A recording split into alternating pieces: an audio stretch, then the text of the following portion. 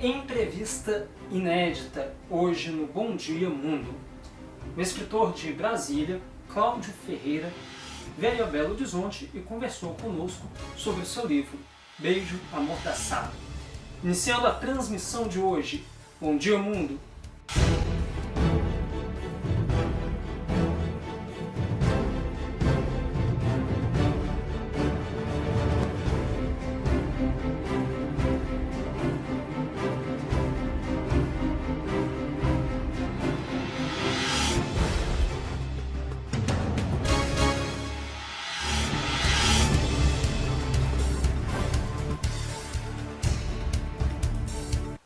De visita a Belo Horizonte, o escritor e jornalista Cláudio Ferreira conversou comigo no Palácio das Artes sobre o seu livro O Beijo Amordaçado, a censura nas telenovelas durante a ditadura militar. Na conversa, ele contou um pouco do processo de criação do livro e algumas curiosidades sobre esse período tão difícil da nossa história. Confira!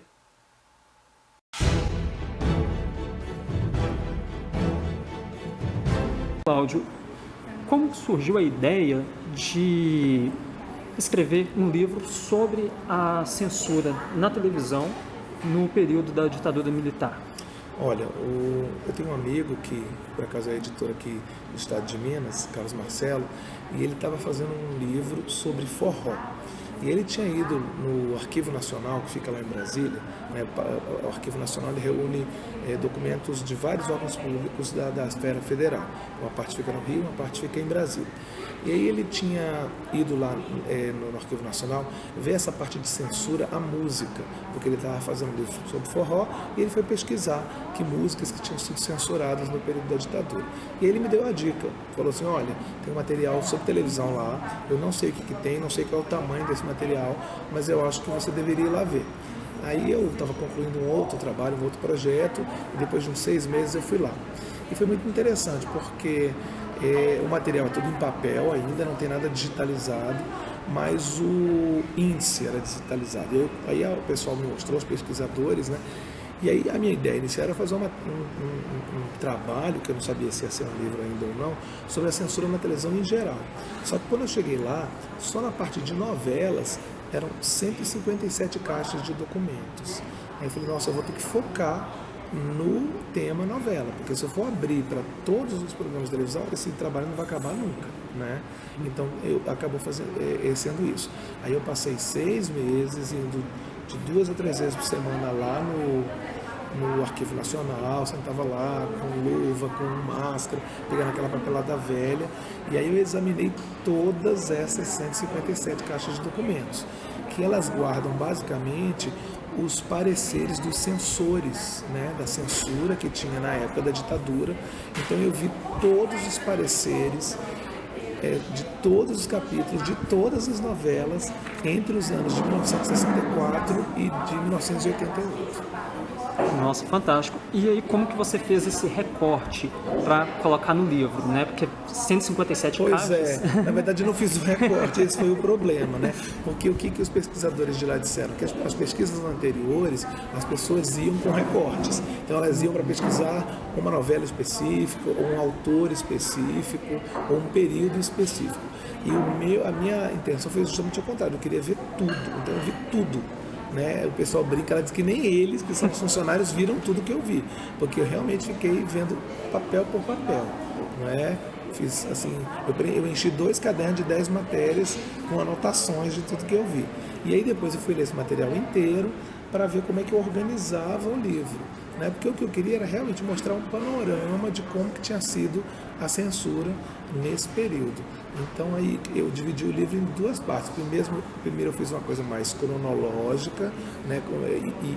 E partiu de 64, porque foi o ano do golpe militar e a censura instituída a partir daí, e foi até 1988, porque isso é uma curiosidade que eu não sabia, isso eu descobri quando estava pesquisando, porque a ditadura acabou em 85. Só que a censura só foi oficialmente extinta em 88 com a Constituição. Então, entre 85 e 88, apesar de a gente já estar no período democrático, ainda teve censura. Foram 3 anos e meio de censura, que é uma coisa meio doida, né? Censura com democracia. Mas é isso, enquanto não teve a Constituição, não se extinguiu oficialmente a censura, né? Então eu fui, peguei esse material todo, então eu fiz uma primeira parte do livro cronológica, porque era interessante você ver ao longo do tempo como é que a censura foi se comportando, e uma segunda parte do livro, aí eu fiz uma organização mais temática, mostrando quais eram os temas mais censurados, né? E uma outra coisa que eu não sabia antes de fazer essa pesquisa é que, ao contrário do que a gente pensa, eu não tenho, obviamente não dá para você calcular números exatos, mas imagina-se que 70% dos cortes feitos nos capítulos das novelas eram referentes a questões morais, não eram a questões políticas. São os 30% que diziam respeito a questões políticas. Eu imagino que, como os autores já sabiam que existia censura, que a ditadura militar era muito rigorosa, eles já nem colocavam mais questões políticas nas novelas, já evitavam, né? Só que a censura agia muito mais em questões morais, então em questões de sexuais, em questões religiosas, em questões de casamento, em questões de homossexualidade, temas que eles consideravam mais pesados como drogas, né? Então, assim, você tem muito mais cortes, muito mais pareceres dos censores querendo cortar cenas que envolviam esses assuntos morais do que em relação aos temas políticos propriamente ditos. Olha, e além dessas curiosidades que você citou aí, você conseguiu encontrar, assim, dentro do seu levantamento, teve algum autor que foi mais censurado que o outro, ou uma novela, uma emissora específica que acabou sofrendo mais censura que as demais? A Globo, como tinha a maior produção de novelas ao longo desse tempo, foi a emissora obviamente mais censurada. Em relação a autores, sim, eles tinham os autores que eles, entre aspas, perseguiam mais. Então, para o Dias Gomes, porque o Dias Gomes ele era declaradamente comunista, ele pertencia ao Partido Comunista, não é que o Partido Comunista ele era clandestino, então ele tinha vindo do teatro, onde ele já tinha várias obras censuradas. Então, o Dias Gomes é o melhor exemplo, é um autor que toda vez que ele ia fazer uma novela, antecipadamente, os censores já ficavam de guarda ali. Já prestavam mais atenção, as novelas deles, assim, às vezes mais censores do que o normal viram cada capítulo, então eles realmente examinavam cada capítulo com um olho de lupa. E aí, assim, o esquema da censura é o seguinte, eles recebiam os capítulos em papel, né, os scripts das novelas, e também recebiam os videotapes, naquela época eram feitos em videotape, dos capítulos já gravados. Então eles viam as duas coisas, tanto o texto quanto o capítulo gravado. Então eles recebiam os textos previamente, viam, já cortavam. E aí depois eles recebiam os videotapes e eles iam comparar para ver se aqueles cortes que eles tinham determinado no texto tinham sido respeitados, entendeu? E o Dias Gomes era muito isso. E aí tem as novelas clássicas, tem o Roque Santeiro, que é a novela clássica, porque o Roque Santeiro teve uma primeira versão feita em 1975, eles gravaram cerca de 30 capítulos, e aí a censura proibiu. E aí, uma curiosidade que eu coloco no livro é o seguinte, lá nos arquivos não tem nenhum documento dizendo explicitamente que está proibido. Mas eles cortaram tanto que inviabilizaram a novela. Então, assim, cada capítulo ia com uns 15 minutos só, não é? Então, assim, eles não têm nada, talvez eles tenham destruído esse documento assim, que dizia explicitamente que a novela estava proibida. Mas eles inviabilizaram a novela. Mas esse é o exemplo mais famoso, mas outra coisa que eu vi lá é que diversas outras novelas chegaram a ser... começaram a gravar, ou pelo menos o autor escreveu uma boa parte dos capítulos e aí nem foi adiante, né? Nem foi adiante. 2 anos depois do Roque Santeiro, tinha uma novela que ia se chamar Despedida de Casado, que ia ser sobre separação, sobre divórcio, e aí a censura já limou de início. Eles chegaram a gravar também alguns capítulos, era com o Antônio Fagundes e a Regina Duarte, e aí a Rede Globo argumentou que eles estavam tendo uma assessoria técnica de um psiquiatra para abordar o assunto da maneira mais científica possível, mas porque era um assunto da realidade, né?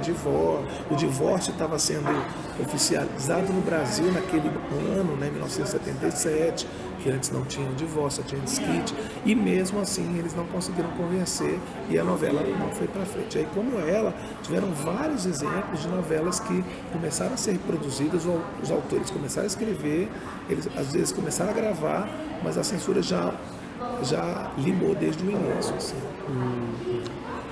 Pois é, bom, então a censura acabou oficialmente em 1988, né? Isso.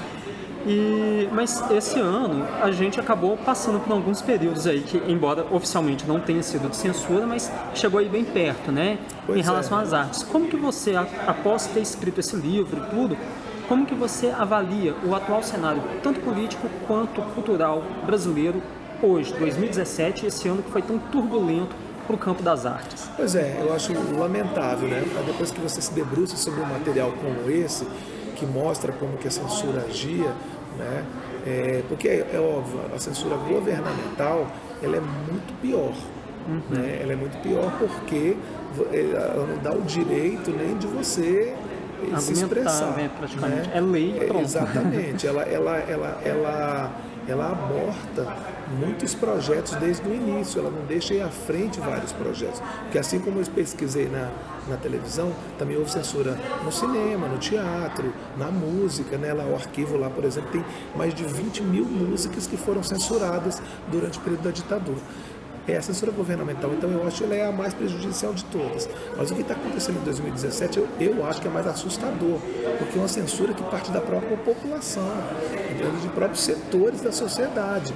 E quando é do governo, de uma ditadura, seja uma ditadura de qualquer maneira, civil ou militar, você até entende, olha, é a ditadura, eles fazem isso mesmo. Agora, me assusta quando essa censura às artes, ela vem da população, de setores mais conservadores da população. Porque assim, eu acho assim que, por exemplo, eu sou a favor da classificação indicativa na televisão, eu acho que você tem que ter aquele aviso mesmo antes de cada programa dizendo para que faixa etária que aquele programa é recomendado.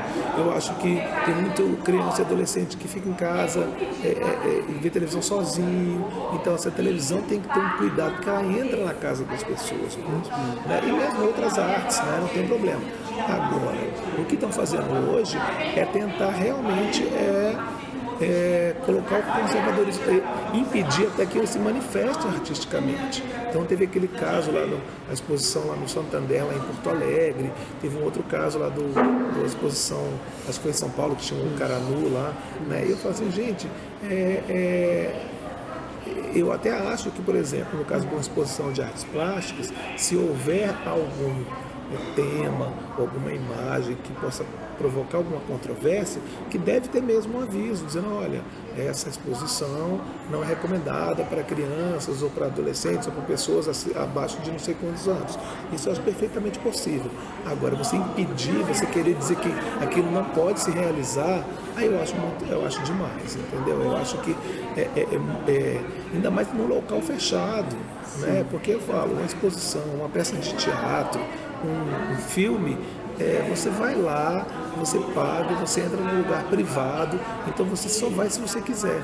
No caso da televisão, eu até acho que tem que ter um pouco mais de cuidado, porque a televisão não avisa a hora que vai passar as coisas, você não sabe quem é que está vendo, pode ter criança vendo, então você realmente tem que ter um pouco mais de cuidado. Não é censura, é você adequar o horário de exibição dos programas àquela faixa etária que possa estar vendo aqueles programas. Né? Mas eu acho que o que está acontecendo hoje em dia é isso, as pessoas estão querendo impedir as manifestações artísticas porque elas têm algum conteúdo que eventualmente vai ferir os valores, os conceitos de uma parte da população. Eu acho que essa parte da população ela simplesmente deveria dizer, tá bom, eu não vou na exposição, eu não vou naquele filme, eu não vou. E as pessoas têm direito de discordar. Elas têm direito até de achar pornográfico, de achar, porque a arte, eu acho que por definição, ela é dada a interpretações. Então, uma coisa que para você pode ser absolutamente normal, para mim pode ferir os meus valores, porque nós temos idades diferentes, vivências diferentes, isso é perfeitamente normal. Agora, eu não posso, por isso, dizer para você não vai ver essa exposição porque eu acho que ela é indecente, não. Eu simplesmente digo, não vou ver, não condiz com os meus valores, não condiz com o que eu acredito e eu não vou ver, né? Então eu acho que o que está faltando hoje em dia é o discernimento das pessoas, de dizer o seguinte, olha, eu não gosto, eu não vou lá, isso me agride, isso vai contra os meus conceitos, vai contra o que eu acredito e eu vou lá. Não. Mas as pessoas estão numa era que elas não respeitam o direito do outro de consumir esse tipo de arte, né? Então eu acho que isso é uma coisa muito séria. E a gente vê isso, eu acho que é uma questão de desrespeito, eu acho que é uma questão de você respeitar as diferenças e o direito do outro de gostar daquilo que você não gosta. Então, por exemplo, gente, tem um cinema pornográfico, que passa filmes pornográficos na cidade. É o direito de quem quiser assistir filmes pornográficos. Eu posso dizer, olha, eu não gosto, não faz a minha cabeça, eu nunca vou lá entrar, pronto. Mas eu dizer assim, esse cinema não pode existir porque eu não gosto, aí eu acho que é demais. Então eu acho que é uma coisa para a gente estar sempre cuidando e respeitar o direito à diferença, à diversidade. Isso também é respeitar o direito do outro, né? O outro não precisa concordar comigo, e eu também não preciso concordar com o outro, mas eu preciso respeitar. É esse o limite que eu acho que tem que ser revisto. Perfeito. Cláudio, o seu livro foi lançado em 2016, produção independente, então passa aí os contatos para quem quiser adquirir o livro. Pois é, produção independente é difícil, e assim, mas eu cheguei a apresentar esses livros para algumas editoras, mas é difícil, porque é um autor que é desconhecido, um tema que também é desconhecido, então assim, às vezes, eu peguei justamente o momento da crise econômica, em que as editoras, elas só estão apostando em quem elas acham que vai vender, né? Então assim, mas eu fiz e já paguei, tirei dinheiro do meu bolso, já o retorno, as vendas já pagaram a edição, então é isso que importa. Então assim, quem quiser adquirir o livro, eu posso, de onde tiver, eu posso mandar o livro pelo correio e a pessoa paga só o preço do livro mais as despesas do correio, e é só mandar um e-mail para mim, ou me procurar no Facebook, Cláudio Ferreira, ou mandar um e-mail para mim, claudioferreira_64 @hotmail.com. E aí, por acaso, 64 é o ano do meu nascimento. Eu falo que eu estava predestinado a falar de censura, porque eu nasci em 1964, que foi o ano do golpe militar, né, que muitos insistiram em chamar de revolução. Então, assim, eu acho que eu estava predestinado a esse tema da ditadura militar, porque eu nasci no ano em que começou a ditadura militar no Brasil. Muito obrigado pela sua participação. Obrigado pela oportunidade. Eu acho que é sempre bom estar divulgando não só o livro como o assunto, porque, como você disse, infelizmente a censura não é um tema só do passado, é um tema que ronda o nosso presente e que a gente tem que estar sempre tendo esse cuidado de mostrar para as pessoas que censura é ruim. Independente de qualquer coisa, censurar é muito ruim. Pois é, a censura é sempre um tema muito delicado. É importante que nós saibamos o que e como aconteceu para que possamos impedir que ela retorne ao nosso país. Você pode ler a entrevista e a matéria completa sobre o livro de Cláudio Ferreira também no site Feira Cultural, www.feiracultural.arte.br. Confira agora a previsão do tempo para Belo Horizonte e região com Lilian Flauzino.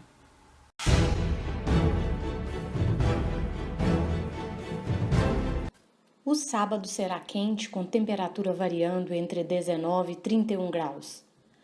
O céu fica nublado a parcialmente nublado, com possibilidade de chuva em pontos isolados. A umidade relativa do ar pode variar de 90% a 39%. O sol nasceu às 6h15 da manhã e se põe às 7h35 da noite. Nas cidades de Contagem, Betim, Confins, Vespasiano, Ribeirão das Neves, Santa Luzia e São José da Lapa, a temperatura varia entre 19 e 31 graus.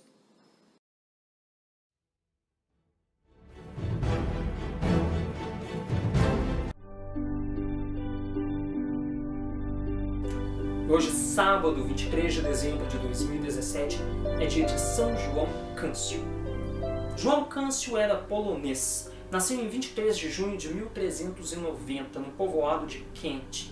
Conquistou todos os graus acadêmicos e lecionou em sua principal universidade até a morte.